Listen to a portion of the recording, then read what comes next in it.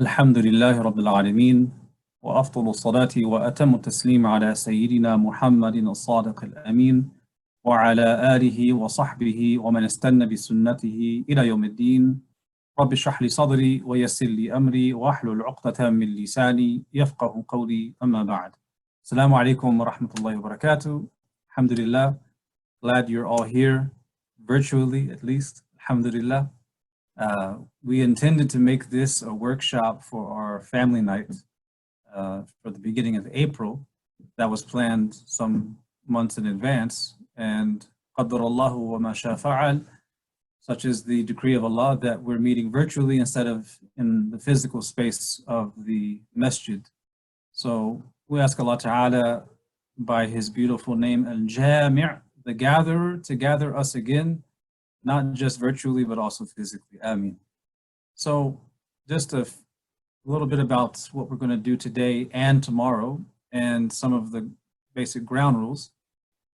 This is a basic workshop we wanted to hold, and it's divided into two parts.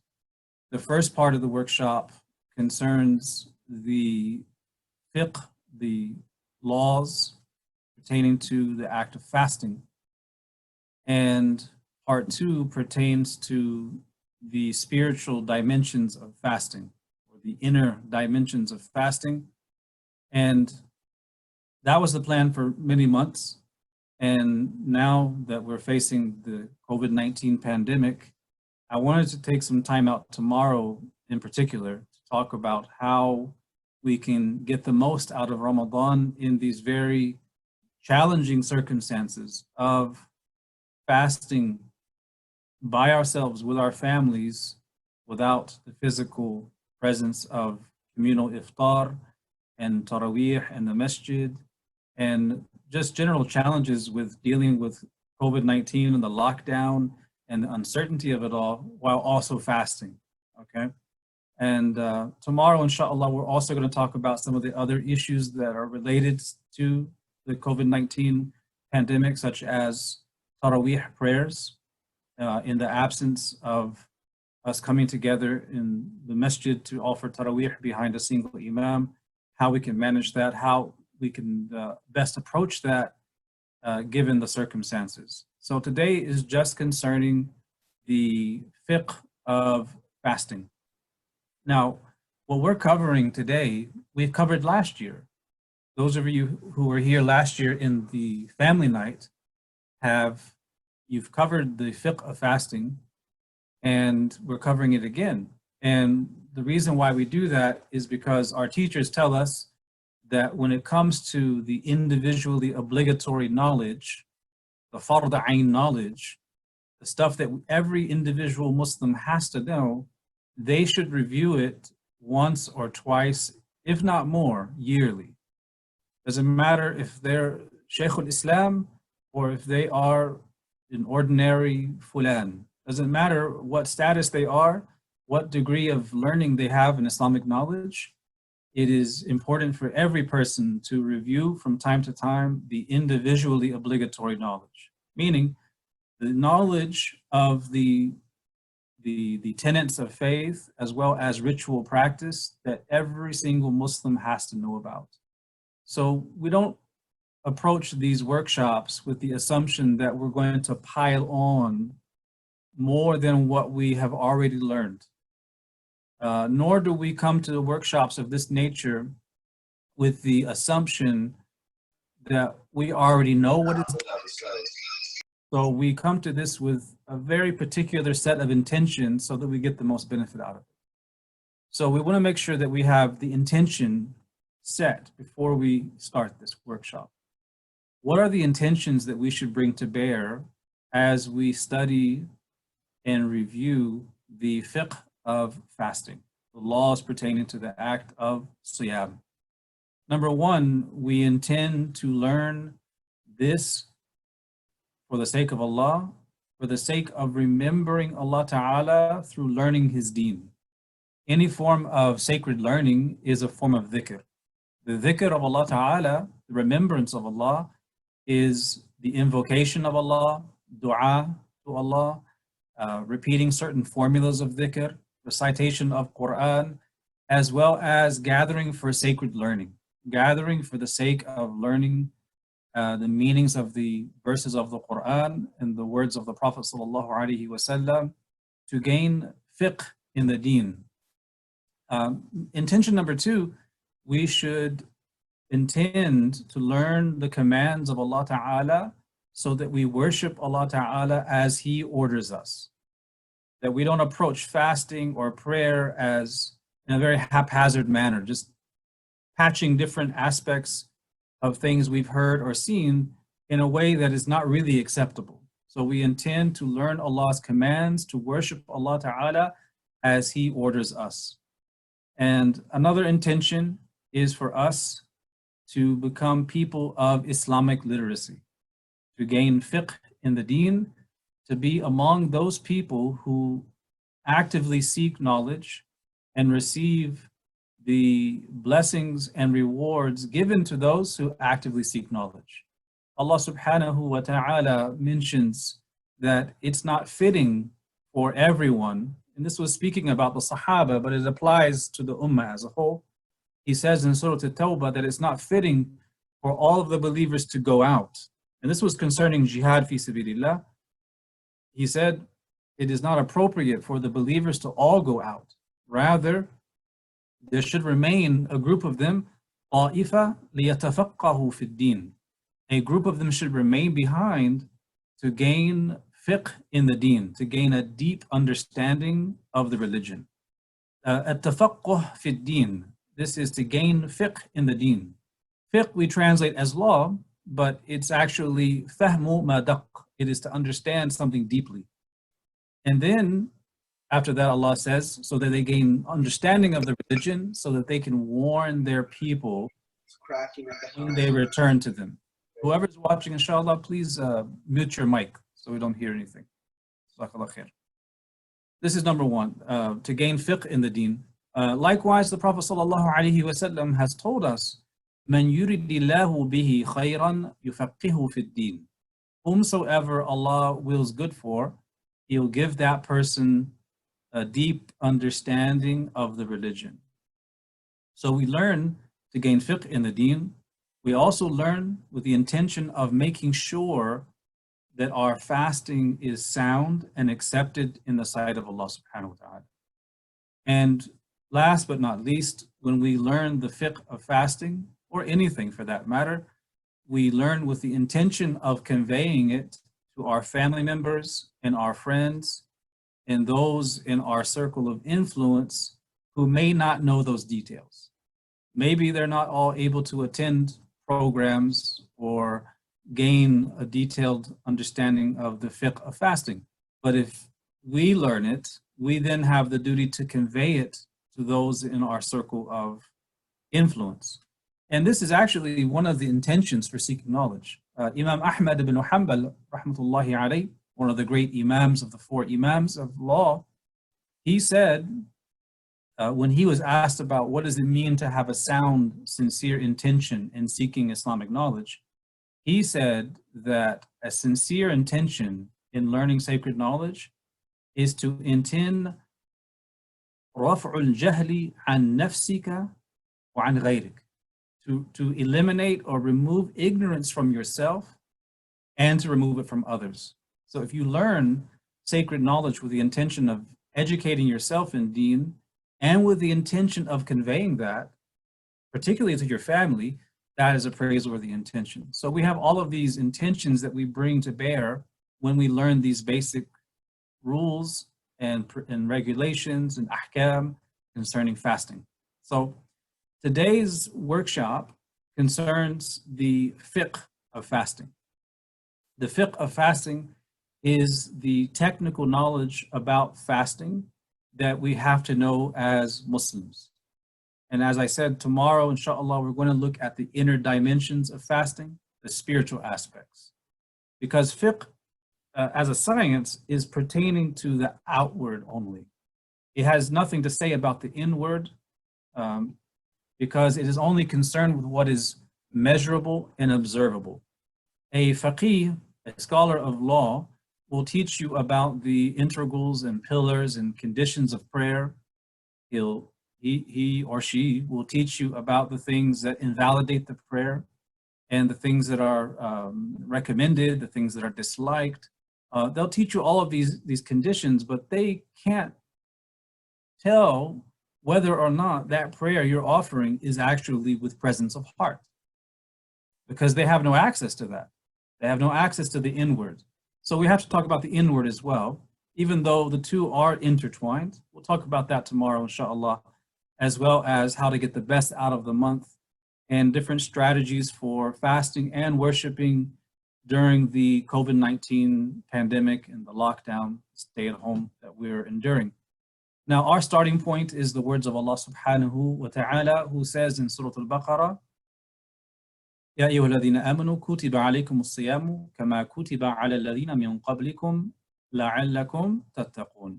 Our starting point is the words of Allah Jalla wa Ala, O you who believe, fasting has been prescribed for you as it was prescribed for those before you, so that you obtain taqwa. It is an obligatory act of worship that is a means of resetting our soul and training our souls spiritually through the act of fasting. And it's a mercy from Allah Ta'ala that He has made it obligatory and not just recommended. Because if it was only recommended, then most people would probably neglect it. But because it's been made obligatory, Allah has, through the chains of obligation, brought us into His mercy and forgiveness, because we discipline ourselves and we refine ourselves through the act of fasting. Today, inshallah, tonight, we want to look at the ahkam, the rulings pertaining to fasting, and we want to answer a number of questions in no particular order, except for the first one. The first question we want to answer is, what is fasting? What does it mean in the Arabic language? And what does it mean according to the science of Islamic law? Number two, we want to know, when does fasting become obligatory? Number three, we want to learn who is excused from fasting, who doesn't have to fast. Number four, we want to learn what is the intention that we make in Ramadan and how do we do it. Number five, we want to learn what is recommended. Number six, and this is particular to ladies, but it's also important for men who are fathers and husbands. What does a woman do if her period starts during Ramadan or ends in Ramadan, whether it's daytime or nighttime? What does she do? Number seven, we want to learn what breaks the fast and requires making up the fast, and what requires the expiation, kafara. We also want to learn what is fidya. And last but not least, we want to learn what are those things that do not break the fast that many might think break the fast.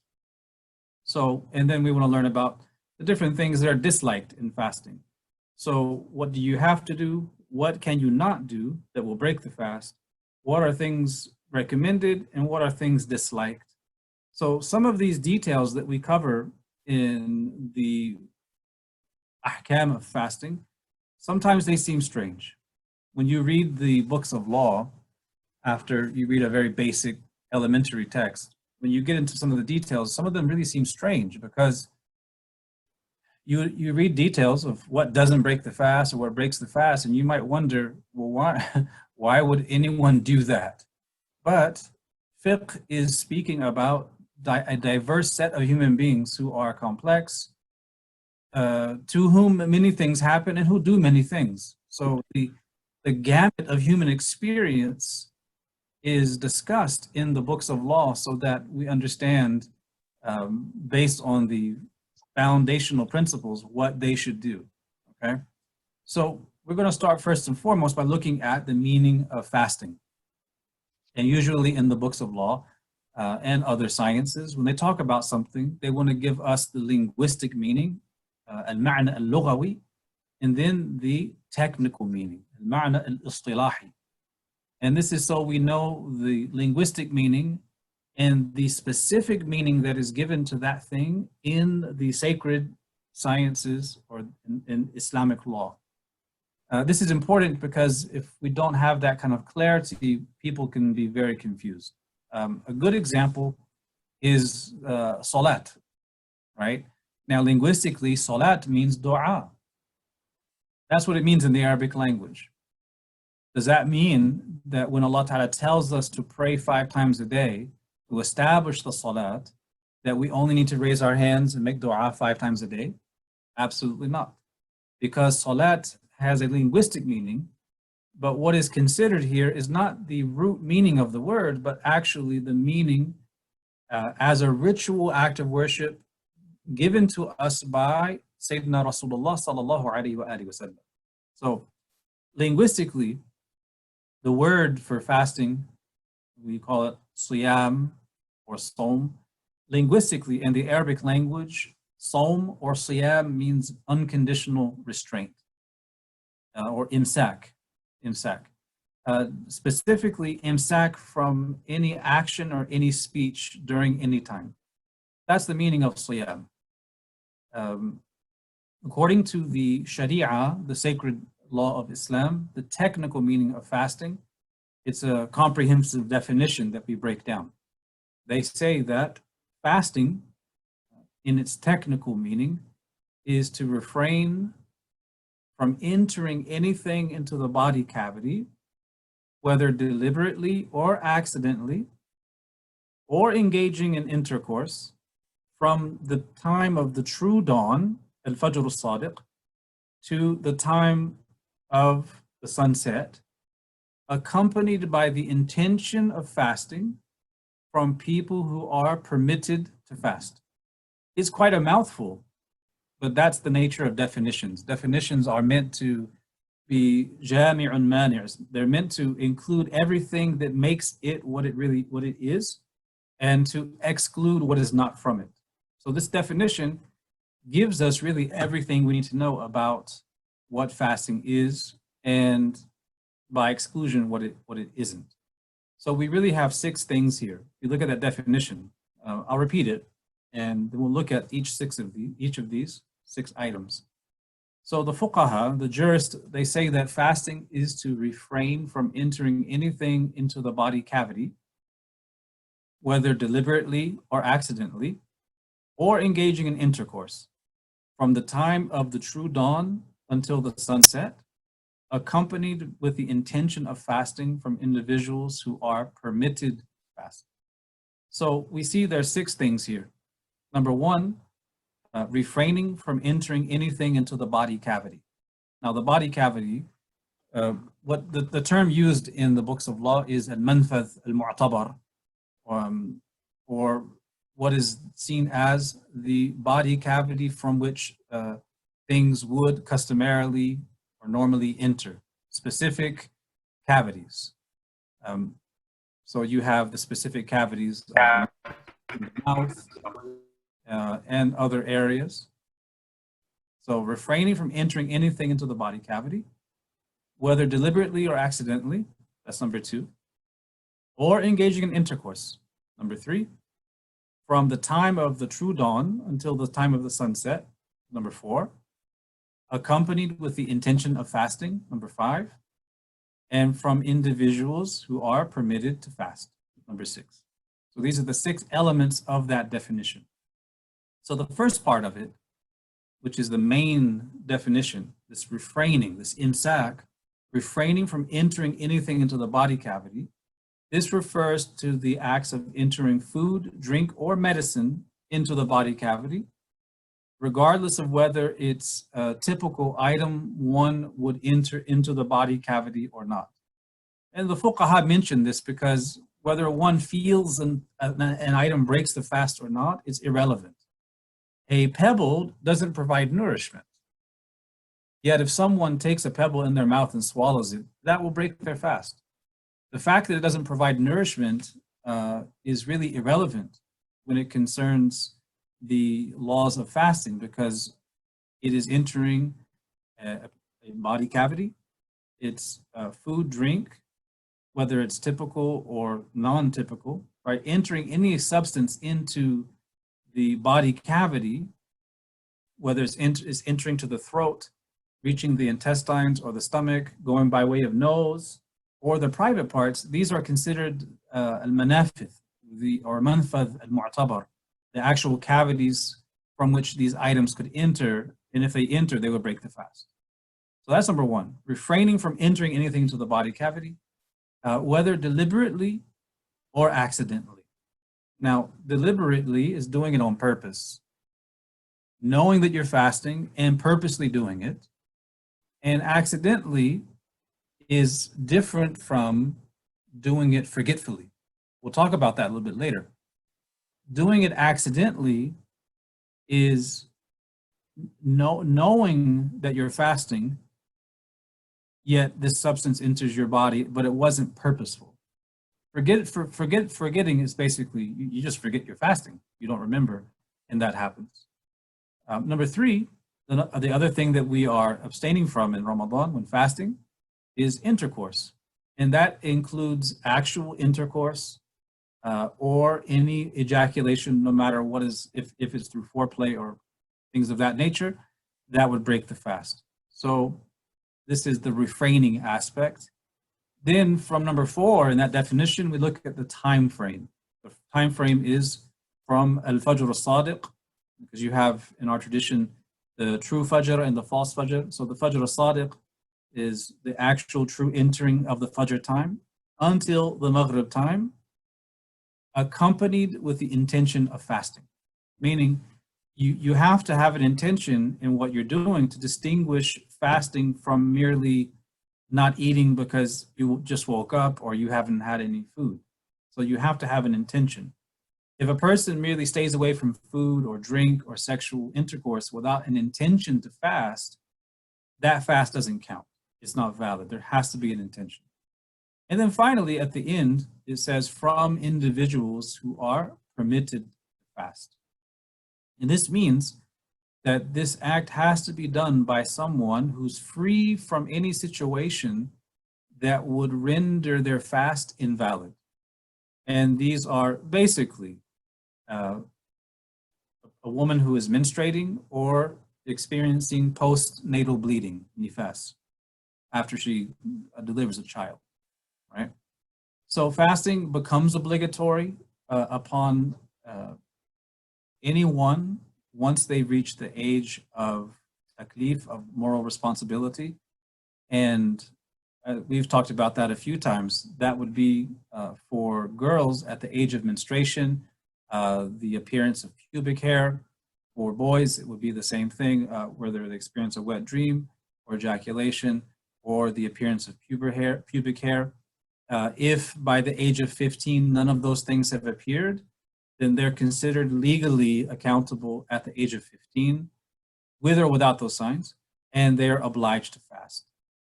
Fasting in the month of Ramadan is obligatory for people who are able to fast, who are at the age where it's obligatory, and they're free from menstruation or postnatal bleeding, right? So who will be excused from fasting? This question, we have to discuss this, especially with the coronavirus. A lot of people have been asking about how that may or may not affect our fasting. People are worried about maybe they're asymptomatic and maybe they have it. They're worried about fasting weakening their immune system. We're going to talk about that, inshallah. But basically, those who are excused from fasting are women who are menstruating, women who are experiencing postnatal bleeding. They've just given birth for that 40-day period. They're not praying or fasting. Sick people, and we're going to talk about what that really means. Sick people are excused from fasting. And breastfeeding pregnant women are allowed to abstain from fasting when there's a genuine difficulty and a real fear that fasting may limit the supply of milk and cause harm to the child or cause harm to them or the baby. And that has to be balanced. It's not that they're going to fast at all costs, even if it causes them harm, nor should it be them leaving fasting on a whim when the possibility of harm is just speculative. They don't know. But if they experience genuine harm and there's real fear, especially if they have prior experience with that, then they're excused and they don't have to fast. And fifth, travelers. If a person is traveling, then they're excused from fasting, provided that they undergo the journey before Fajr time when it will be obligatory. After Fajr, you have to fast. So illness can excuse a person from fasting, but it has to be a reasonable fear that the fast would increase the sickness or slow the recovery. If there's no reasonable fear, then this is just speculation. It's a wahm. It is not a sufficient excuse if you have a light sniffle and nothing else. It's not an excuse if you have, a headache. Maybe you'd missed your morning coffee and you're lacking caffeine, so you have a headache and you don't feel good. That's not sufficient, because if you continue to fast, the fast will not physically harm you, nor will it slow the recovery process. So that kind of sickness is not really considered. Now, the question that a lot of people have been asking lately in the lead up to Ramadan is whether or not they should fast if they experience symptoms of anything that are resembling some of the symptoms that a person may get if they are infected with the coronavirus. They're wondering, if I have a sniffle, well, there's a possibility I could be asymptomatic for 2 weeks, and if I get the smallest thing, maybe I have it. So if I'm fasting in that time, will that weaken my immune system? And am I now allowed to leave off fasting until I'm in the clear? Now, first and foremost, Allah subhanahu wa ta'ala tells us in the Quran that fasting is a limited number of days. And Allah ta'ala wants ease for us. And He says, أَيَّامًا مَعْدُودَاتٍ. Then He says, فَمَنْ كَانَ مِنْكُمْ مَرِيضًا أَوْ عَلَى سَفَرٍ فَعِدَّةٌ مِنْ أَيَّامٍ أُخَرٍ. He says there are but a few limited number of days. So whoever among you is ill or on a journey, then an equal number of days are to be made up. Now, I'm going to cite to you a fatwa, a legal verdict. This actually in one of the famous collections of fatwa, one of the relied upon collections of fatwa, particularly in the Indian subcontinent, Al-Fatawa al-Hindiya, which is a major resource in the Hanafi school, particularly in India and Pakistan. In Al-Fatawa al-Hindiya, it states that illness is from the excuses that would allow one to leave fasting. If the sick person fears for his life or limb, he can break the fast according to scholarly consensus, bil ijma'. And if he fears worsening or lengthening the sickness, then he can break his fast according to us, meaning according to the scholars of the school of Imam Abu Hanifa, rahmatullahi alayhi. He says that and he has to make it up if he breaks it. He says that the recognition of that state is left up to the sick person's judgment. And that judgment cannot be based on speculation. It cannot be based on speculation and guesswork.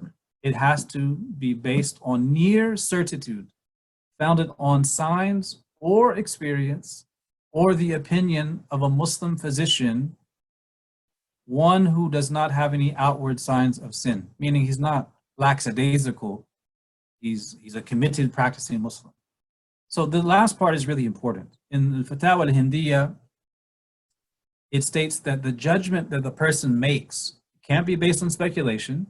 It has to be based on near certitude, what we could call ghalabatul dhann, the overwhelming surety based on certain signs or experience in the past, or the opinion of a Muslim physician who was upright, right? So how does this apply to the COVID-19?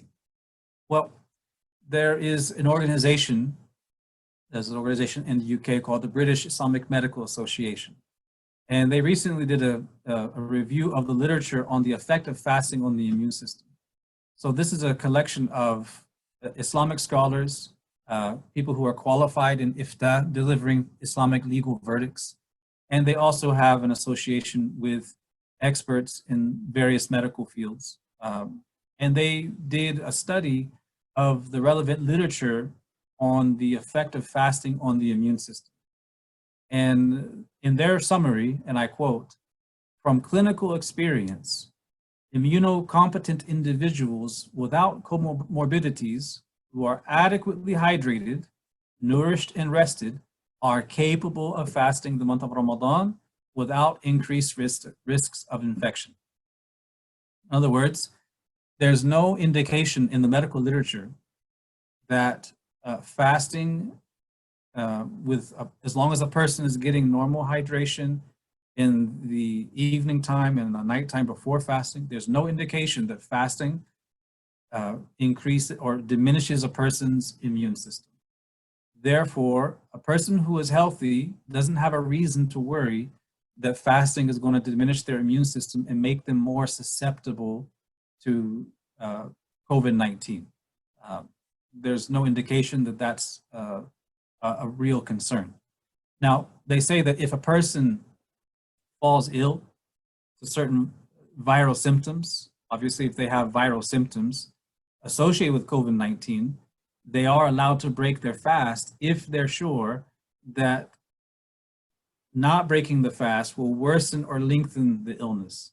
But in this case, it's usually best to consult an expert, a Muslim physician, to get advice. We don't want to give a fatwa that says if you have the slightest worry of COVID-19, you don't have to fast. Because people will say, well, hey, it's, a person who has it will be asymptomatic without any symptoms for 5, 9, 14 days and beyond, and then they start to manifest the symptoms. Therefore, I don't want to fast. Nor do we want to give a fatwa that people have to fast at all costs, even if they're showing some symptoms. We want to consult with experts if we have real concern, but with knowledge that if you're healthy already, you don't have any pre-existing conditions, and you're adequately hydrated and fed and rested, and your immune system is adequate and normal and strong, then you should fast and not worry about it suppressing your immune system.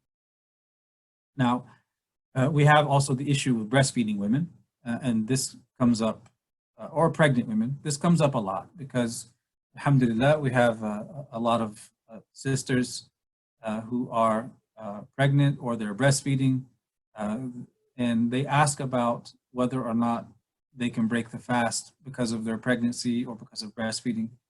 And the same thing that's said regarding sickness is said regarding breastfeeding and pregnancy, that there has to be a reasonable fear that fasting is going to harm her or her baby. And that reasonable fear is established through signs, very clear signs, relevant past experience. If a pregnant woman has been pregnant before and she fasted in the past and fainted, or her blood pressure dropped and she became very weakened and her condition worsened, that prior experience informs her current experience, and she can use that as a basis of determining whether or not she should fast.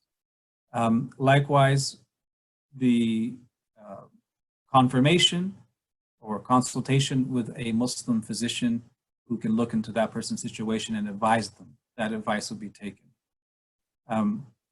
All of these people are excused from fasting, but they always have to make up that fast once Ramadan is over and they're able. Now, in the school of Imam Abu Hanifa that we're basing this on, that person doesn't have to pay any kafara if they haven't made up the fast when the next Ramadan comes around. This is important. We'll get to that afterwards. So, having gotten that out of the way, we're talking about the healthy person who's ready to receive Ramadan. And our teachers tell us that having excitement and yearning to receive Ramadan is a sign of a healthy heart. It's a sign of a heart that has great love for Allah and His Messenger, sallallahu alaihi wasallam. So we want to receive it and we have a clean bill of health, inshallah, and we're going to receive it. What do we have to make sure we have so that the fast is sahih, is valid? Okay. We have to make sure that we have an intention. We have to have the niyyah. The Prophet ﷺ said, إِنَّمَا الْأَعْمَالُ بِالنِّيَّاتِ. Actions are governed by intentions. So you have to have intention. If you're a female, you have to be free from menstruation or postnatal bleeding. And so you have to be free of anything else that would break the fast, any kind of condition. It's important to mention here that it's not a condition that a person be in a state of major ritual purity in order for their fast to be valid. In other words, if a person wakes up and there's, maybe they miss suhoor, and they have to take the ghusl, the full bath, from janaba because of sexual intercourse. They're in a state of janaba. Their state of janaba does not affect the validity of their fast. They can be in a state of janaba and still they have to intend fasting, and they will fast. They simply have to take the ghusl and offer their prayer. Being in a state of janaba does not invalidate the fast. This is important to mention because sometimes people think if they don't have full ritual purity, then their fast doesn't count. So let's look at the intention. What does it mean when we formulate an intention? This is going to be a very lengthy discussion, but for our purposes, the intention is the determination that we feel in our heart when we want to do something. The ulama say that, practically speaking, it's almost impossible to not have an intention when you're doing something, because you don't have to verbally state what you're doing, but when you have a determination to do it, you're taking steps to do it, you know what you're intending. So if you're in the bathroom and you're washing your hands 3 times, and then you're sniffing water up in your nose and your mouth, and someone walks in, they ask you, what are you doing?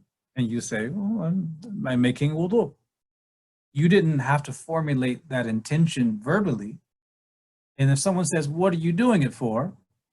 You say, well, to pray, or to recite the Quran, or to make tawaf, to do any of those things that requires wudu. So the intention is very clear. So when we're talking about having the intention in Ramadan, we're intending to obey Allah Ta'ala by having the intention to fast before the fast begins. Meaning, we want to have the intention from the maghrib of the previous night, right? Before we enter the day of fasting, after the fajr, the true dawn. So a person would have that intention. So you should make the intention the night before you fast, which is any time before, from maghrib until the entering of fajr. And it's sufficient to just intend that you're going to fast like this every single night. And it doesn't have to be verbalized, but you know what you're doing. And that's really all there is to be said. If a person just goes with the flow without thinking about what they're doing, do they have an intention or not? This is the question. A person has to have an intention, an actual determination that they're going to fast. Now, when a person begins to fast, it's actually, we call it an action, but it's not really an action, is it? Fasting is imsak. It's withholding. It's refraining from entering anything through the bodily cavities or engaging in intercourse from the time of true dawn until maghrib, accompanied by intention for those who are permitted to fast. That's the definition, isn't it? So imsak is not really an action. It's passivity. So when we are in that passive state of restraining, there are certain things that we should be doing before and during and after the fast, and these things are recommended.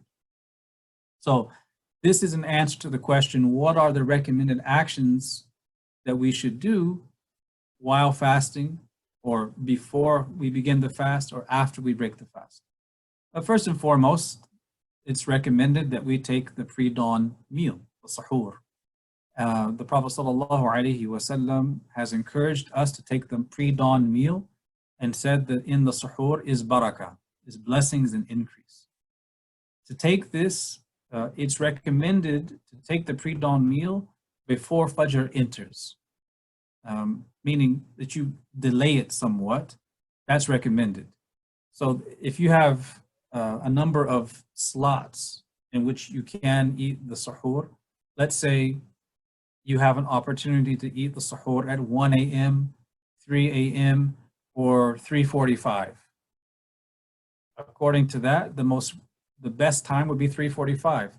The closer to Fajr, the suhoor, the more recommended it is.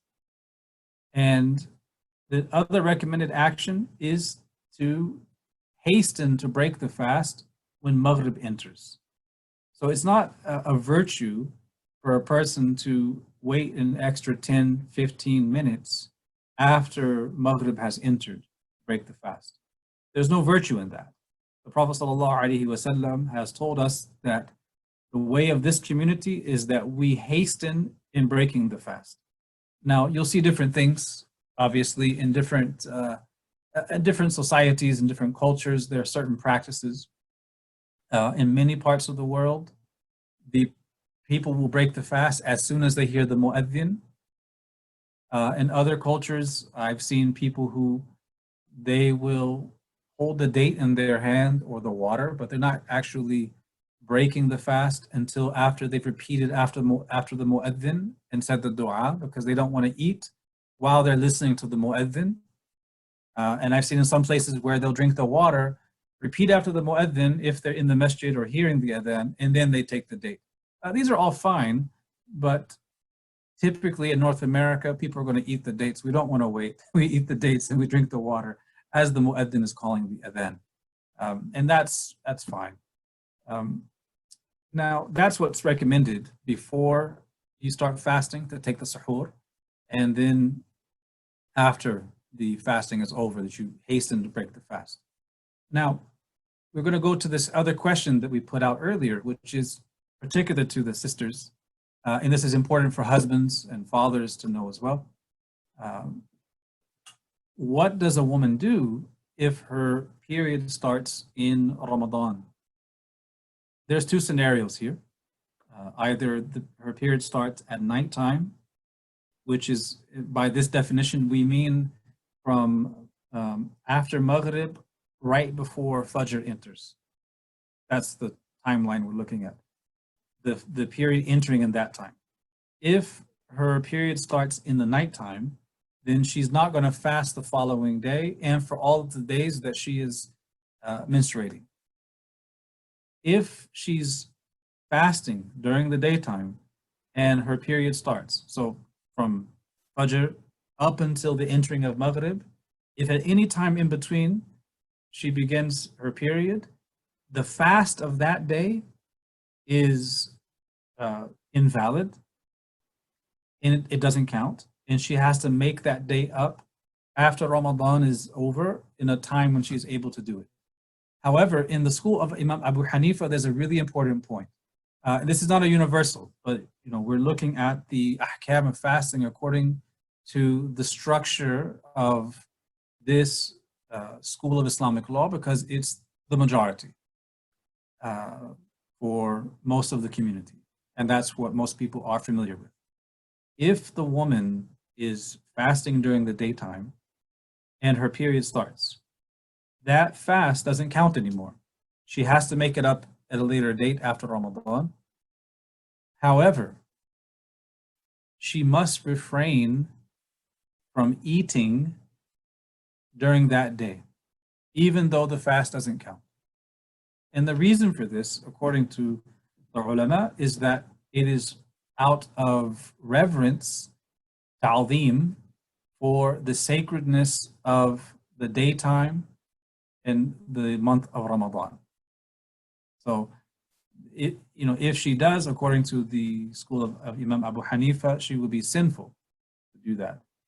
In the other schools, that's not the case. So, it is what it is. That's the position.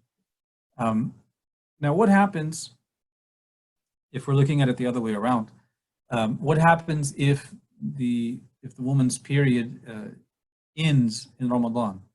If it stops in Ramadan during the night, then obviously she's going to take the ghusl, offer the prayers, and then she'll fast the next day. And if it stops in the daytime, then she's going to do the ghusl, offer her obligatory prayers that she has to in that time, and she'll act like a fasting person until Maghrib time, right? This is the sacredness of the day. She'll act like a fasting person even though she's not. She has to make up that day after Ramadan, and she's obliged to fast the following day and the remainder of Ramadan as long as she doesn't have the menstruation. So this is how it is approached. And again, that's not the consensus position of all of the ulama. If a person has learned differently, then if that is valid, then that's valid. These are matters of detail where there's some legitimate differences of opinion, okay? So now we want to look at the muftirat, the things that will break the fast. And in the school of Imam Abu Hanifa, rahmatullahi alayhi, there are certain things that break the fast and also require making up the day, as well as an expiation, a kafara. And then there are things that break the fast and only require the person to make up the day without a kafara, an expiation. So we're going to look at both of these and how they're different from each other. So looking at the first one, this is the person who does something to break their fast. Anytime the fast is broken, that fast has to be made up, right? In this case, they have to make it up, and they also have to pay an expiation, a kafara. This is the person who is doing something deliberately of their own free will, and they don't have a reason for doing it that's valid. So they know that they're fasting, and they purposely do that thing. In the second case, the one who has to, the one who breaks their fast and they just have to make up the day, this is the person who does something accidentally, meaning they know they're fasting, but they break the fast by something they do without the intention of purposely breaking it, right? So we're going to look at these two categories and how they're different. So what are the things that break the fast and that require makeup and require expiation? This is if a person eats or drinks something that humans normally consume, and it nourishes, it medicates, or pleases the body in any way or in some way, and they're doing it purposely, knowing they're doing it, that will break the fast. They'll have to make up that day and pay the expiation. Number two, if they engage in sexual intercourse, regardless of whether there's ejaculation or not, if that's done purposely, that will break the fast and require an expiation. And the third one, they add, they say swallowing the saliva of one's spouse. I'm sure anyone who has an imagination can figure out how that would happen, but that would be one as well. And the expiation, if someone's doing these things on purpose, they know they're fasting and they know they shouldn't be doing these things, but they do them anyway. If they do that, it's sinful. And the expiation is for them to fast 60 consecutive days. Shahraini mutatabi'ain. 2 consecutive months, or 60 consecutive days in the year without interruption. And the ulama say that if a person does that and they have to fast 60 days without interruption, they have to make sure that the days are situated where they can do them without interruption. If an Eid falls in between, whether it's Eid al-Adha or Eid al-Fitr, interrupting the fast is not going to work, right? Because those days you're not allowed to fast.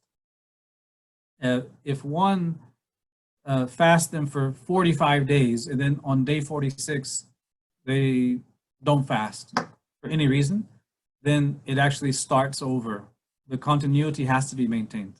The only exception for that continuity is if it's a woman and she experiences menstruation or postnatal bleeding. Any other reason, the 60 days will start over again. So we don't want to have that happen. So basically, exercise taqwa, fear Allah. We don't break our fast. We don't engage in that sin. and we won't have this consequence upon us. And if that happens, Allah forbid, the consequence is beautiful because it is a way of erasing the sin of intentionally breaking the fast. It is difficult to do this. If one is genuinely unable to do that because of some medical condition, then there are other options. They say option number one, they have to feed 60 poor people to their fill for 2 meals, or they feed one poor person to his fill for 2 meals a day for 60 days, or they give 60 poor peoples half a sa'a of wheat or a similar grain, or its monetary value. So a sa'a is, this is half a sa'a, so about 2.5 pounds, give or take. You have to get the exact measurement to be precise. Or they give 60 poor people a sa'a of dates or similar grains or monetary value, and so on. However, this is not something where a person gets to pick and choose, where they break their fast purposely in a sinful manner, and they don't want to fast 60 days, so they pick one of these. It doesn't work that way. This is the starting point, is the person has to fast 60 days unless it's a genuine reason why they can't, and then they resort to one of these options, right? And if a person, and this, I've received this question a few times, a person will say, listen, you know, I was young and I was, as we say, I was out to lunch. I was a young person, I wasn't praying, many years I wasn't fasting, or I would fast, but I would break the fast and all different days. What do I do? Because it's not just one day that I broke the fast on purpose. There's many days and many Ramadans going back many years. How do I address that? Do I have to fast 60 consecutive days for each instance of breaking the fast purposely? The answer is that one kafara of fasting 60 consecutive days is sufficient for all past violations. And if a person was to do it again in the future, then they would have to do a new expiation. So this is a great rahmah of Allah subhanahu wa ta'ala, that is not for every instance going back in the past. One suffices with 60 consecutive days, covering all of those moments when they were not doing what they should have been doing, when they were violating the commands of Allah ta'ala and breaking the fast purposely. So that's when the person is doing it on purpose and they shouldn't. The second category are the things that will break the fast and require us to make them up, but we don't have to pay that kafara. This is when the breaking of the fast occurs accidentally. And the books of law also mention iqra. They mention that if it's done by the force of another person, hopefully that would never ever occur for any of us, but it's included in the books of law, because if someone threatens you with loss of life or limb to eat something or drink something, you can eat it and drink it. That's not a sin. You're saving your life or your limb from serious injury, but yes, you'd have to make that fast up. Likewise, if it's an accident. And the difference between forgetting and having an accident is that when you forget, it doesn't occur to you.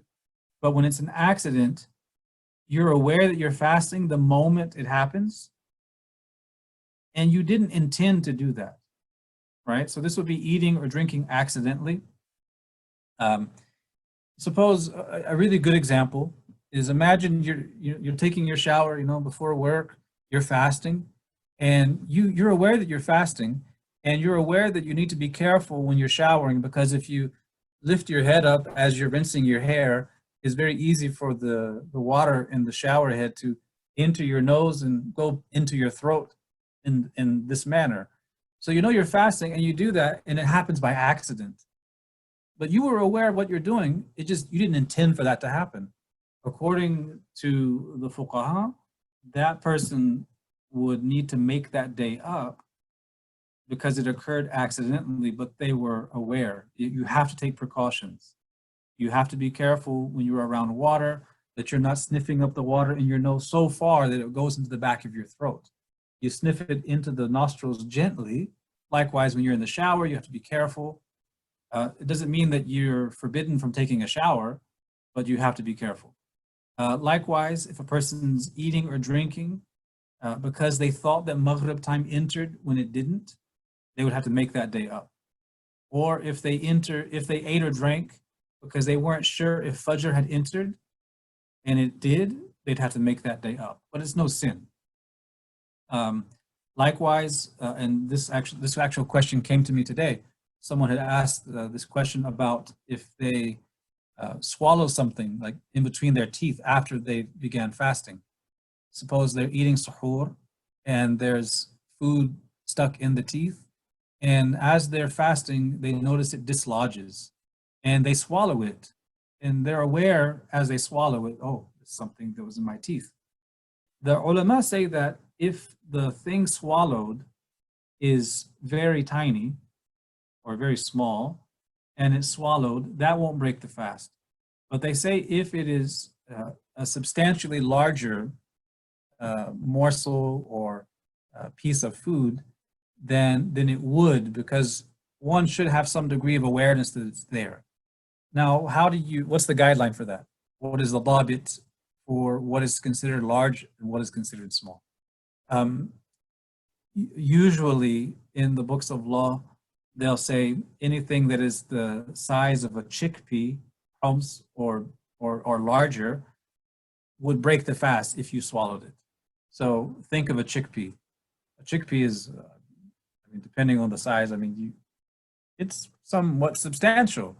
It's not going to be as small as a sesame seed, not as small as a sesame seed.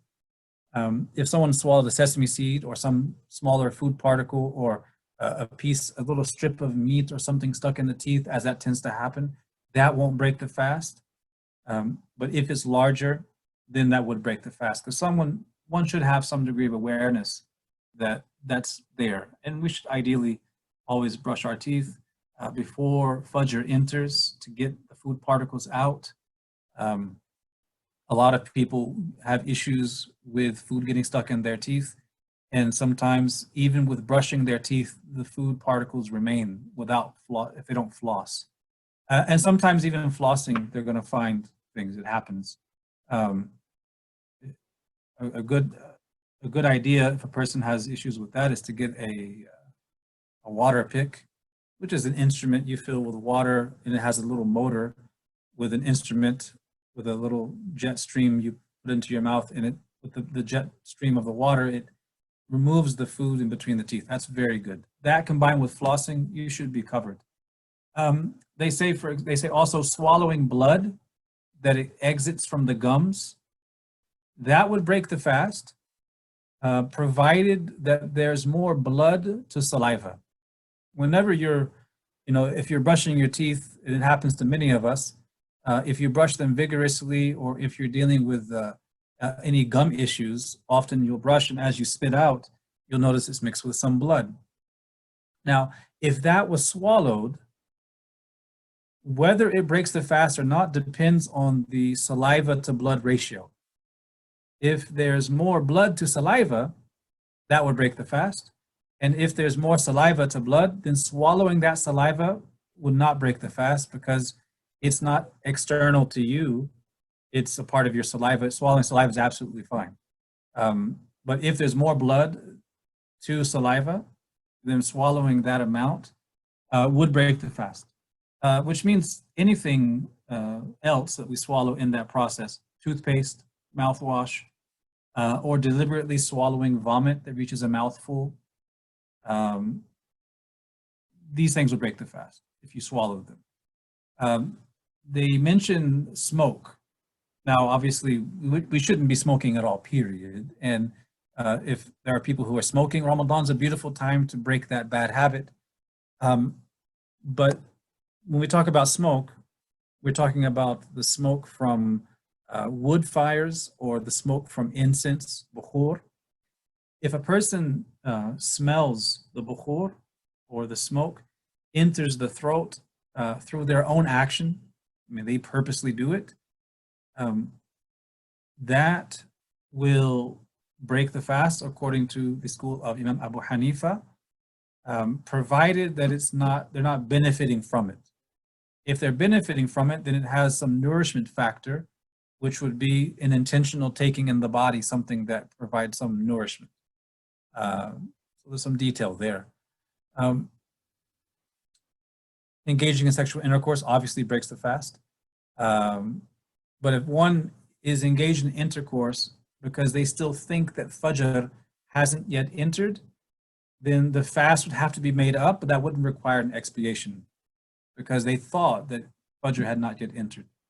Having sexual intercourse forgetfully and then thinking the fast, thinking the fast is broken, and then having it intercourse again, you're making up the day, but you're not paying the kafara, the expiation. And there's many other details they mention in the books of law about things that would break the fast but not require expiation. A lot of them have to do with the entering of things into the orifices of the body that have moisture. They'll mention something that is wet or oiled entering an orifice. Once that enters the orifice and it has moisture, this is some form of nourishment reaching the body from the manfadh mu'tabar, the specific orifices or body cavities. That would break the fast, but it wouldn't require an expiation. So that applies to water used to clean the nose. If a person sniffs the water too far and they swallow it. Inhaling medicine into the nostrils, things like this. Touching oneself, the act of masturbation, or touching oneself that causes ejaculation.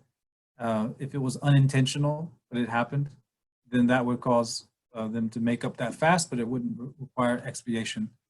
And there's some other examples. Now, in the schools of Islamic law, we have what is called fidya. Now, fidya is when the person is paying an expiation for not having made up a fast that they missed with a valid excuse before the next Ramadan comes around. So in the other schools of Islamic law, suppose you missed 3 days of fasting because you were sick in 2019. You would need to make up those 3 days between Shawwal until the next Ramadan. You have basically a year, a little under a year, to make up those 3 days. If you didn't make up those 3 days before the next Ramadan comes around, you need to pay the fidya for those days, and you still have to make them up. Now, in the school of Imam Abu Hanifa and his colleagues had a different view about the payment of fidya. For Imam Abu Hanifa and his students, the fidya for fasting is only paid by a person who is unable to fast at all. Only paid by a person who's completely unable to fast in Ramadan. So this actually means a person who has a medical condition or due to their age or their situation, they can't fast Ramadan and they don't have the ability to make up for missed fast any other time of the year. And if they have a condition, it's not expected that they're ever going to get the ability to make up for missed fast in the future. So a person who has a certain chronic condition that precludes them from fasting, and through expert medical advice and even their own experience, they can't fast without it harming them. They don't have any period in the future where they can say, I'm going to be able to fast and I'll be able to make up the missed fast. For these people, it's the mercy of Allah Ta'ala that Allah rewards them even for fasting, even though they're not fasting. Because if they had the ability to fast, they would have fasted. An individual came to me last year, an older man. He must have been in his mid to late 70s. He was asking me, he says, what can I do beyond paying the fidya? Because I can't fast. And he began to cry because he felt that he was deprived of this honor of fasting because of his condition. So I reminded him that Allah rewards him for his intention. If he didn't have that pre-existing condition, he would be fasting. and he knows he would be fasting, but because he has the condition, he can't. So Allah Ta'ala rewards him for his intention for fasting. He receives reward as if he was fasting. And the way that he engages in ibadah in Ramadan, in his unique situation, is to pay the fidya. This is not a person who's missing out a few days. This is a person who is with a chronic condition, and they're not going to be able to make up those days. They pay the fidya, they feed a fasting person for those days, and that is their avenue of reward and engagement in the month of Ramadan. Okay. Alhamdulillah, this is the mercy of Allah Ta'ala. Now, in the other schools, you would pay the fidya if the time elapsed. So, we're looking at the issue of what is the dominant majority position in the majority of the community and how they have received the fiqh of fasting. And in the interest of that continuity, we give that ruling. Now, kind of coming to the end here, we want to look at those things that don't break the fast that many think break the fast. There's a long list of things, or of either things or situations that do not break the fast that people may think break the fast. One of them is eating or drinking something forgetfully. A person, they're fasting all day long. And this happens a lot in that post-Asr, pre-Maghrib window when people are starting to slow down mentally. They're getting tired. It happens very often in that time period. They forget that they're fasting. Or it happens in the early part of Ramadan when they haven't been fasting, voluntary fast before Ramadan, and they jump right into it. They may get to a place during the day where they forget that they're fasting, and they go by the habit of opening the fridge, taking out something, and they drink it or they eat it. And then usually right then they realize, oh, subhanAllah, I'm fasting. If a person eats or drinks something forgetfully, they weren't aware what they were doing at the moment they did it, that doesn't break the fast. It happens a lot with people who don't know this, where they will eat or drink something forgetfully, and then as they remember their fasting, they say to themselves incorrectly, I just broke my fast and I forgot, astaghfirullah, my fast is ruined. I might as well go prepare the meal. I might as well finish that glass of milk or go make a tea or whatever, because I ate forgetfully, which broke my fast. Therefore, all bets are off. It's going to be eating and drinking for the rest of the day. No, this is wrong. If the person eats or drinks forgetfully while they're fasting, provided it was genuine forgetfulness, once they remember, they continue to fast. And their fast is sound, and they don't have to make up another day. This is according to the three schools, Imam Abu Hanifa, Imam al-Shafi'i, and Imam Ahmad. Now, according to Imam Malik, you continue to fast and you also make up the day. But this is the general position of the majority. Likewise, as we mentioned earlier, if someone finds something in between their teeth that's smaller than a chickpea and it is dislodged and they swallow it, this doesn't break the fast. Also, if a person is tasting the leftover traces of a medicine in their mouth or throat. Some people have medicines they have to take, and I mean, pills don't typically have this aftertaste, some do, but if they're taking a liquid medicine, if they continue to taste the aftertaste in their throat after they began fasting, that's not breaking their fast, right? Likewise, if someone chews on a sesame seed or some tiny seed thing, if they're chewing it and they don't swallow it purposely, their fast is okay as long as the taste isn't reaching the throat. Likewise, if there's a dust or smoke, even if it's from incense, if that reaches the throat without the person seeking it, that's not going to break the fast.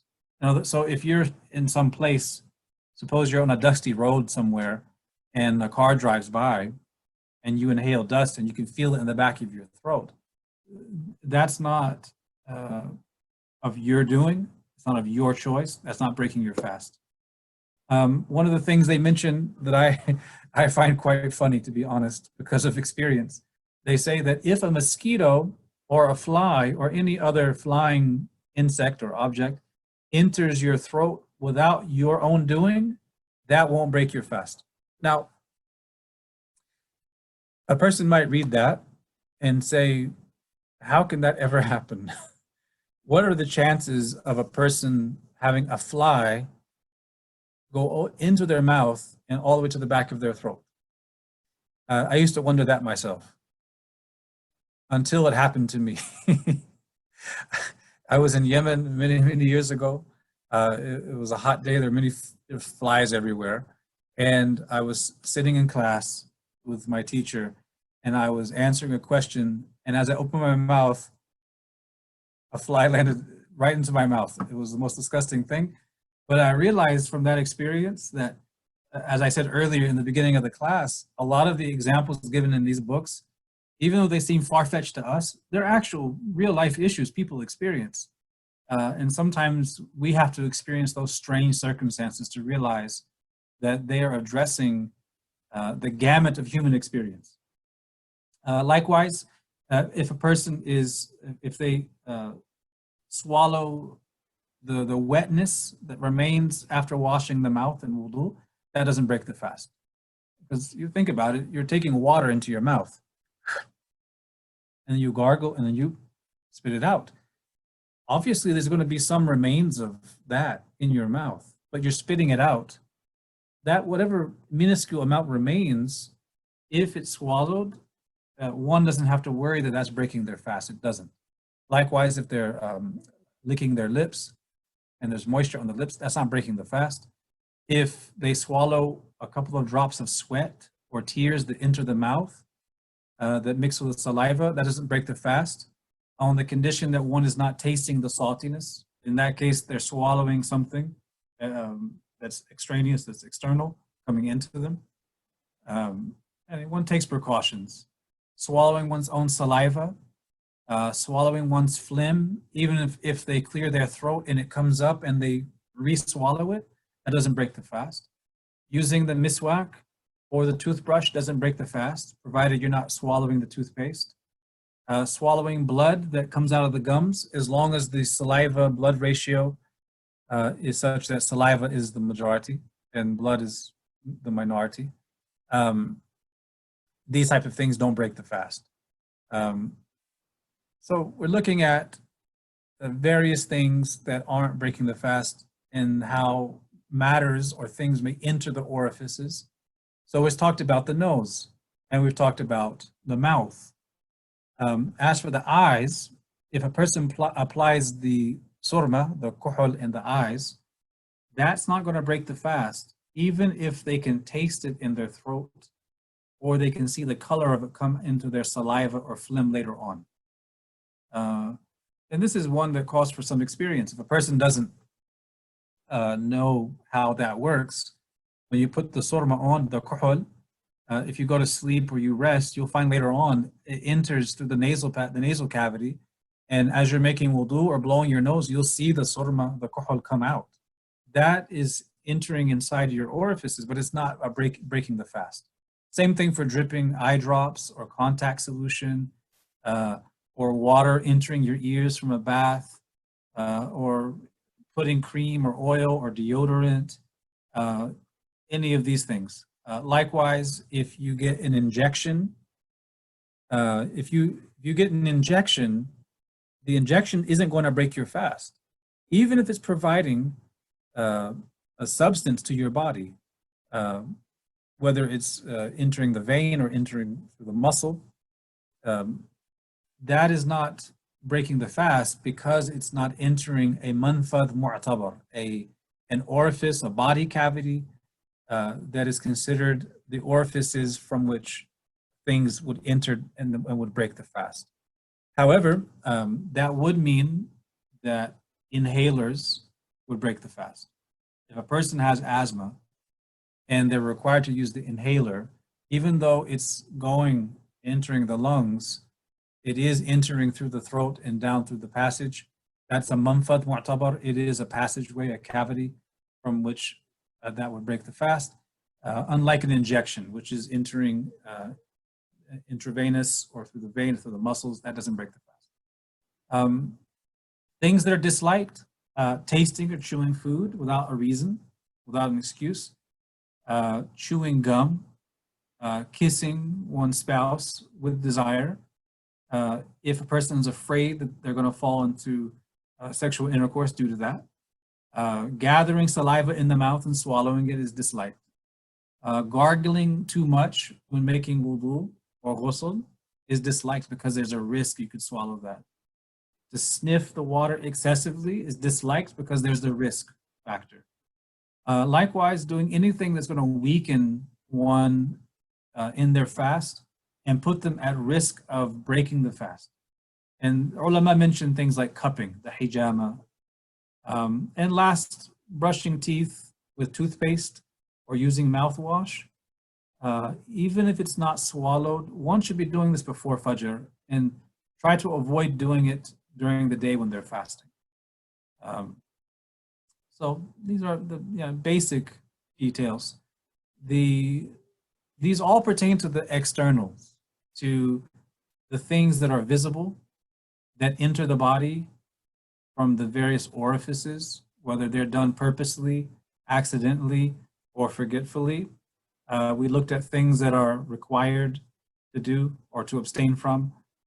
We looked at different situations where a person breaks the fast purposely, accidentally, or forgetfully. We looked at things that break the fast and that don't break the fast. And we looked at the things that don't break the fast but are disliked to engage in because of the potential of breaking the fast. These are all external aspects.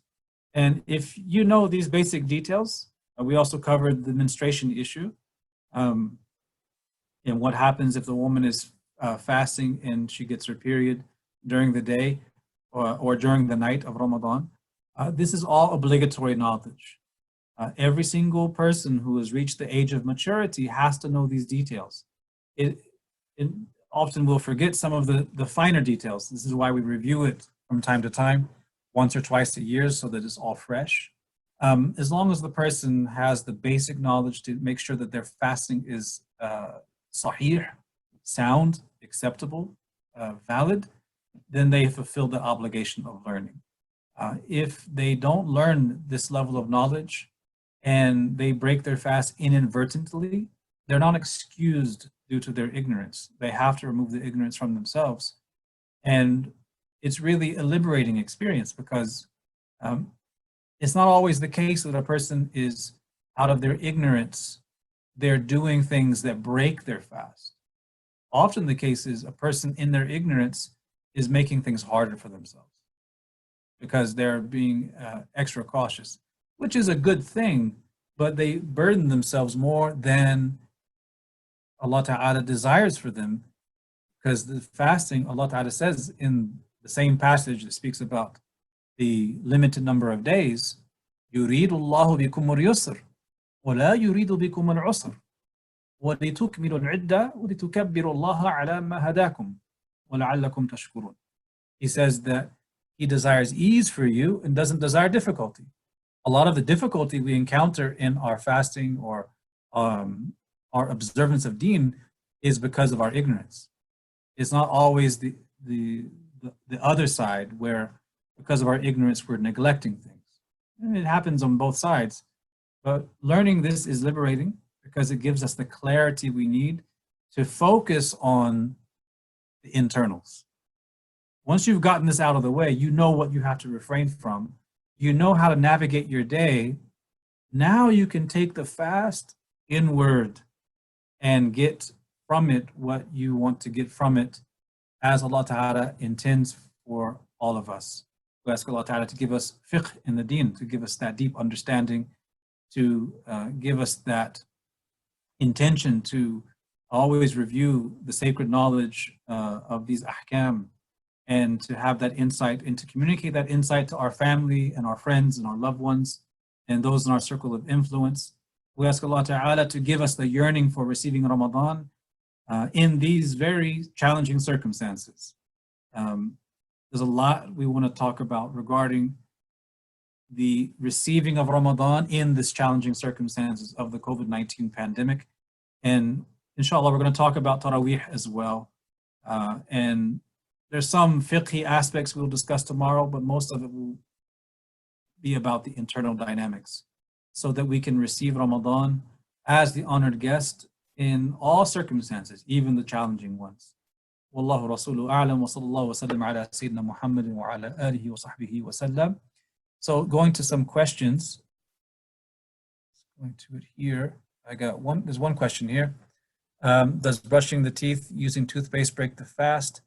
I think that question was answered when we were talking. We mentioned that the act of brushing the teeth itself does not break the fast. However, a person has to be very careful that they're not swallowing the toothpaste. And this is why we should do it before Fajr enters. But in and of itself, it doesn't break the fast. But caution dictates we do it before Fajr and avoid doing it during the daytime. So if there's any other questions, we have the chat box. You can open the chat box and type in your question and we'll take them, insha'Allah ta'ala.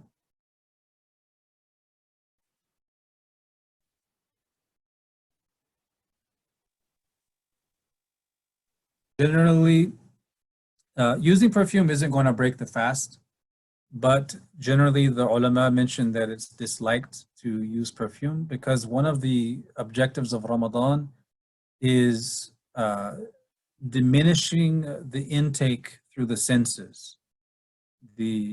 So that's not just imsak, withholding from food. It's also imsak from other things that bring pleasure.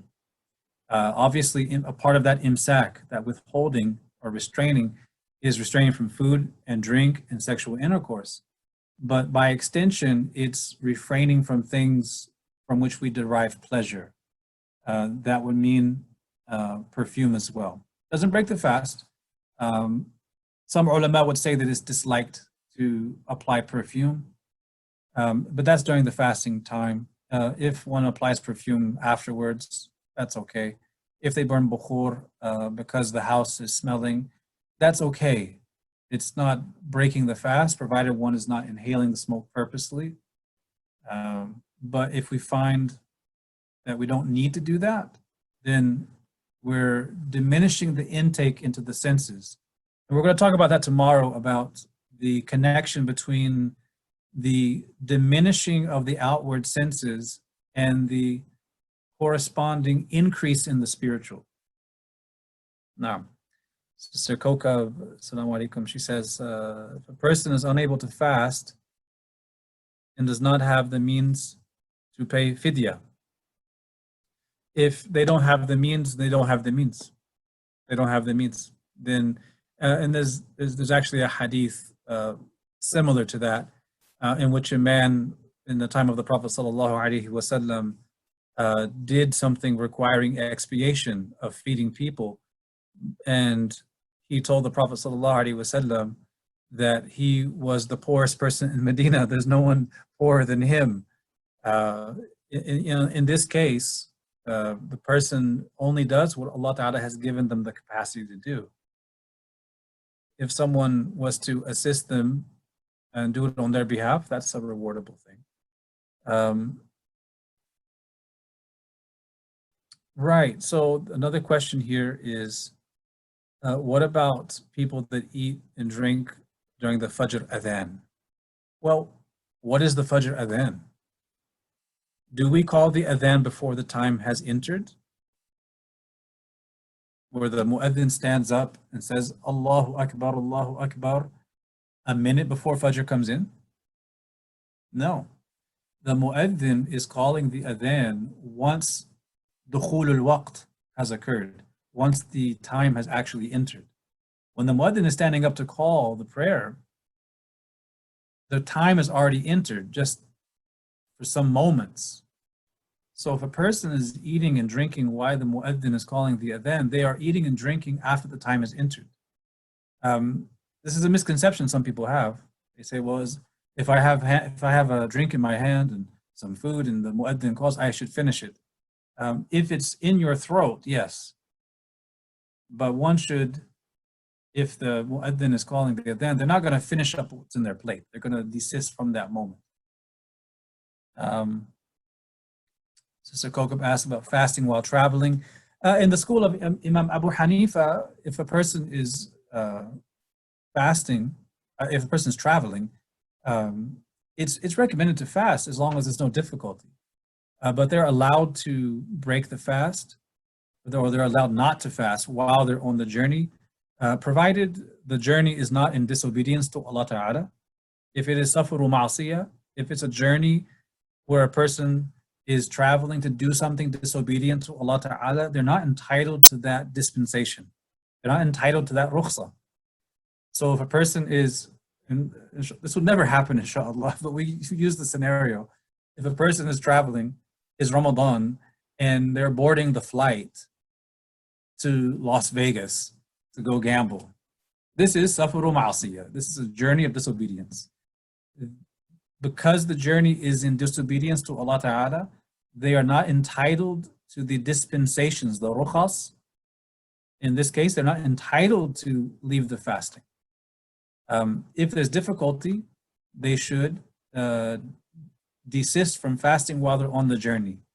It's not a virtue to fast while traveling if it's causing the person a burden. The Prophet ﷺ said, "Laysa minam birri som fi safar." In a very peculiar hadith, he said, ﷺ, that it's not from piety to fast during a journey. And the ulama mentioned this is speaking about difficulty. When a person is really tired, they're fatigued from the ardors of journey, especially in that time when it was on foot or it was on camel. It wasn't in an airplane with air conditioning and all of that. So if there's a difficulty, one breaks the fast. But if there's no difficulty, it's recommended that they keep the fast when they're on a journey. The one thing we mentioned earlier is that if a person is traveling, if they're not going to fast when they undertake the journey, they have to make sure that they take that journey before Fajr. If a person has a flight at 8 a.m. and by the time it's 8:30, they have gone past the distance that would make them musafir, well, they're already fasting that day. They don't break that fast once they've started it, if they're leaving that day. But if they've taken the journey before Fajr time, before fasting begin, then once they've exited the city limits where they're considered musafir, they don't have to fast if they don't want to. But it's recommended for them to do it if there's no burden on them. Wallahu a'lam. Sister Arifat, assalamu alaikum. She says, if you have to take medication during daytime and you're fasting, what is the ruling? A person is traveling and there is a time difference. Should you follow your time or the time of the city you landed? So these are two questions. The first question is the medication. It depends on how it's entering the body. If the medication is entering from the recognized bodily cavities, manfad al-mu'tabar, as they say, which is the nose, entering the mouth, the throat, or the privates. If it's entering from those cavities, that would break the fast. So if a person has a pill to take, they have to swallow the pill with water in most cases. Or if they have an inhaler, they need to use the inhaler. It's entering from the mouth, this manfad.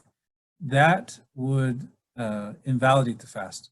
And they would just make that day up because of their condition. If the medication is entering their body through a non-orifice area of the body, such as an injection in the arm or an injection in a vein, because that's not a recognized orifice, it wouldn't break the fast. And to your second question, if a person is traveling and there's a time difference, should you follow your time or the time of the city you landed? Let's suppose you are in California and you are fasting, Fajr enters, and you're in a state of fasting, you board your flight, and actually it wouldn't work that way, would it? Be the other way around, wouldn't it? You're leaving from Pennsylvania, for instance, at Fajr time, and you're landing in California. Once you've landed there, you're basing your iftar on the movement of the sun. It's the same thing with the prayers. When you arrive through multiple time zones, let's suppose you prayed Fajr at home, you boarded the flight, and you've flown through many different time zones. And in those time zones, during those times, Dhuhr and Asr have occurred, but you land, and let's imagine you're in some special magical place where you land, and it is Duha time. It's not even Dhuhr. You're praying according to the movement of the sun in your locality. If you're in the air and you pray, that's a different condition, that's a different situation. Or if you're breaking your fast based on where you are in the sky, if these are different nawazil, different events, but you base it on the movement of the sun where you happen to be at that time. Wallahu a'lam. Can someone do makeup fast for a family member? I mean, do you mean a person who is deceased or someone who is alive?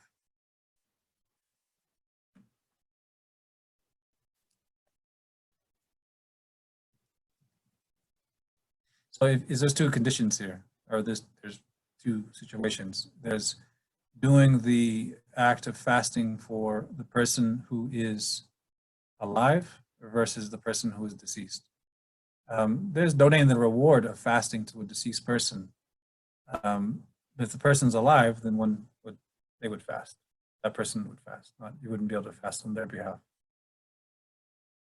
Generally, donating the reward of our actions is valid, whether it is sadaqah, whether it is umrah, hajj, badal, whether it is recitation of Quran.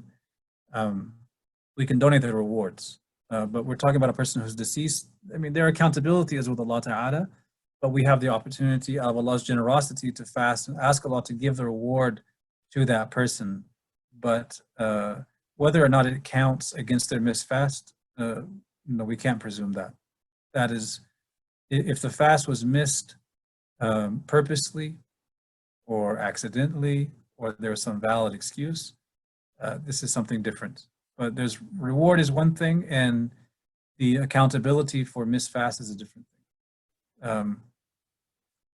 If the person, we're assuming that the person had the ability to fast and they didn't, either they left it intentionally or they left it, or something happened where they missed it for some valid reason. There's different circumstances here. But we can hope in Allah's reward that Allah gives the reward of our fast to our deceased loved ones. And out of His generosity, that gives them extra reward and light in the grave.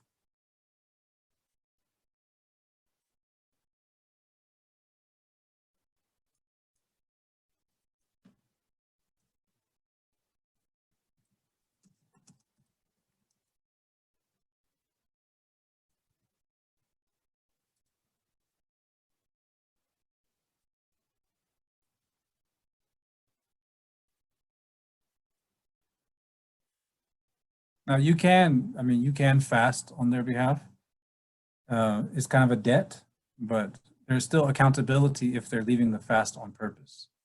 If a person was to leave the fast out of neglect, there's some accountability, but one can relieve that debt in a sense through fasting on their behalf.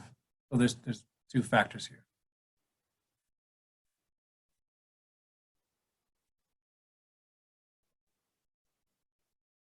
Fair.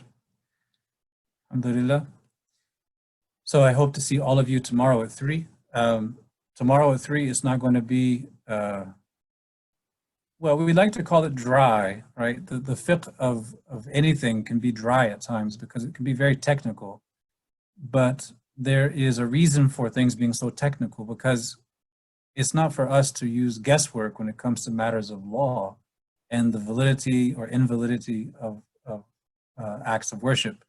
So we try to make it somewhat engaging, even though it can be dry at times. But tomorrow is really about the maqasid, the objectives of fasting, and the internal dynamics, the things we want to cultivate as we're fasting. Because a person could be fasting externally and they're only abstaining from food and drink, but they don't get anything out of their fast other than hunger and thirst.